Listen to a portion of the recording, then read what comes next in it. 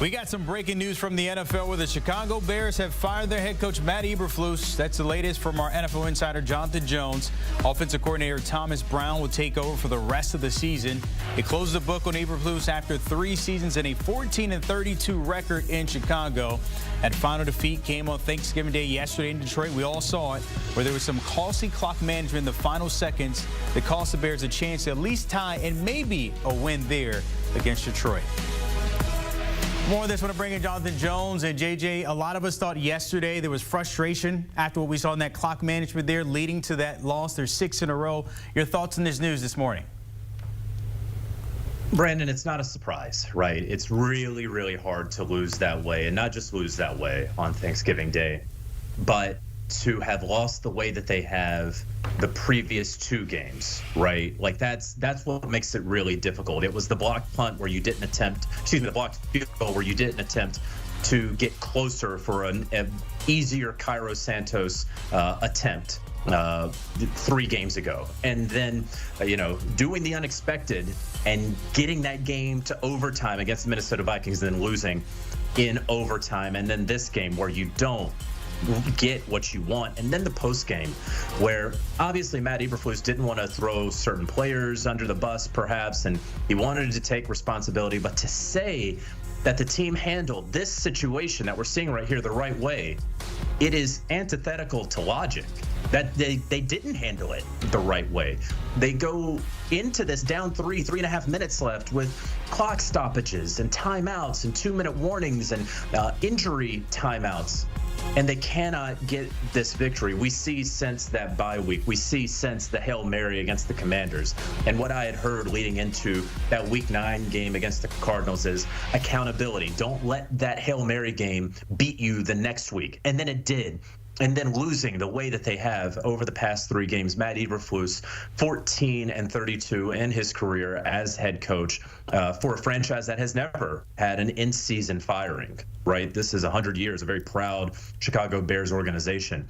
But this was going to be something. I was just talking with an assistant coach, not with the Bears, earlier today, who said it was going to be really, really hard for Matt Eberflus to look those guys in the eye in the locker room and for them to believe the words that he was going to say moving forward, that they would believe that he had their best interest and that winning was paramount in everything because of how these last couple weeks have gone. And so obviously there was an agreement from ownership to Kevin Warren, the team president, to general manager Ryan Poles on down, that this was the move they had to make. So firing Matt Eberflus for the first time, an in-season firing in Chicago Bears history. I want to look at Ryan Poles for a second because he was the one that kind of put all this dynamic together when it came to the coaching, the draft picks, and putting the guys on the field there.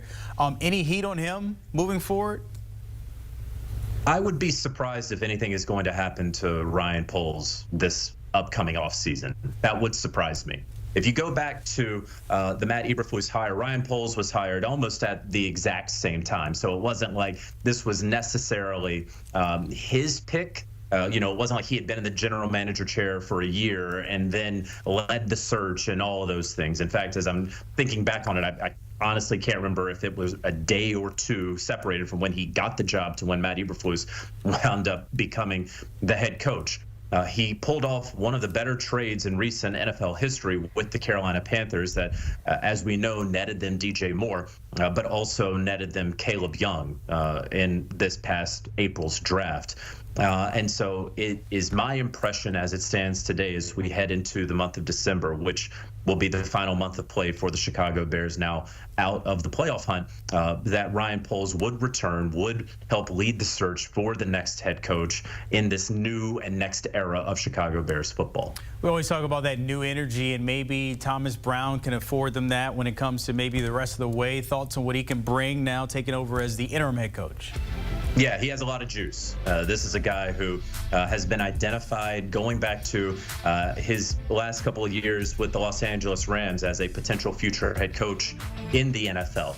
He goes to the Carolina Panthers ahead of the 2023 season with this sort of all-star coaching staff assembled by Frank Reich and more specifically assembled by hedge fund billionaire owner David Tepper.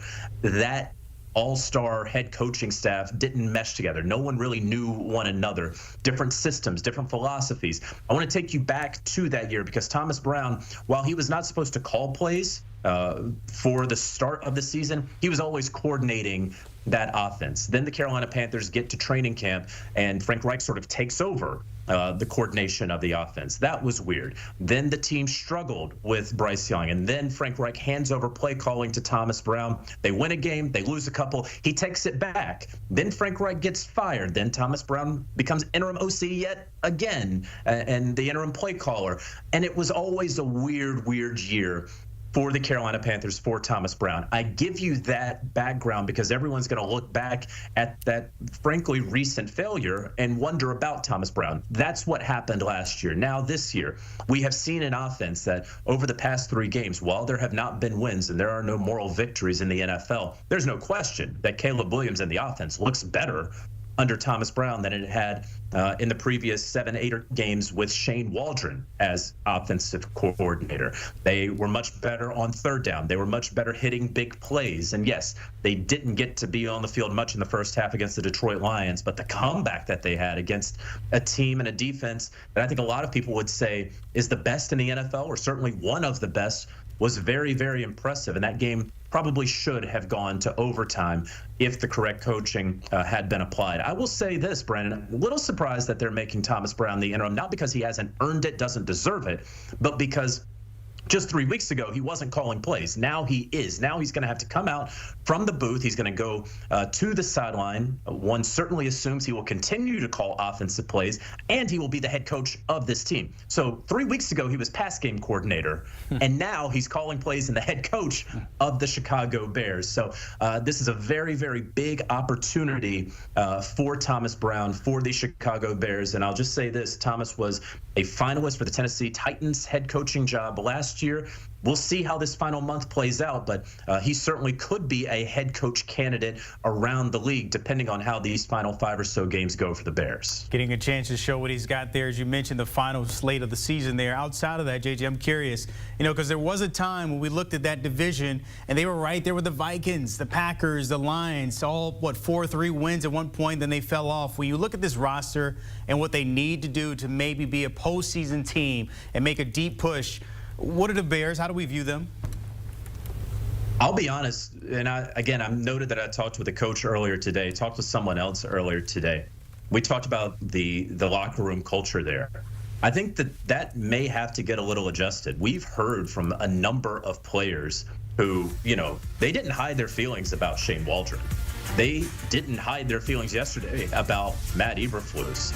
This is the team, Tyreek Stevenson, when he was dancing around right before this play, perhaps the play of the season so far in the NFL, you can look at this and say from a roster construction standpoint, from a coaching perspective, even if you like the players, there has to be a better culture that is involved there. I do think that they have a number of very solid players, right? And they have built this team. I reported this on the NFL Today on Thanksgiving afternoon. This is a group that they're looking at Caleb Williams saying, hey, be a great point guard, be a great facilitator, because we do have really solid pieces around you. Yes, they're going to have to build up the offensive line, and you can say that for the majority of the NFL. That is a very difficult position to build up. A lot of teams struggle with that, but that is a place that we're going to want to see them get a little bit better. You're going to want to see the intangibles. You're going to want to see probably a better culture, and that is going to be incumbent upon this next head coach, and I imagine is going to be a very key element in this coaching search. Coaching change and also a culture change, something we always hear this time when a head coach gets fired. Jonathon Jones, as always, appreciate you on that breaking news. And Matt Eberflus shown the door with the Bears there, but take a look at it. This is the reason why. 14 wins over his time and 32 losses. Third worst when it comes to head coaches in franchise history. Also, the first in-season firing ever for the Bears. 3-19 on the road and 5-19 in one-score games. And last night was another episode of that when it comes to those L's. But now Eberflus no longer the head coach of the Bears.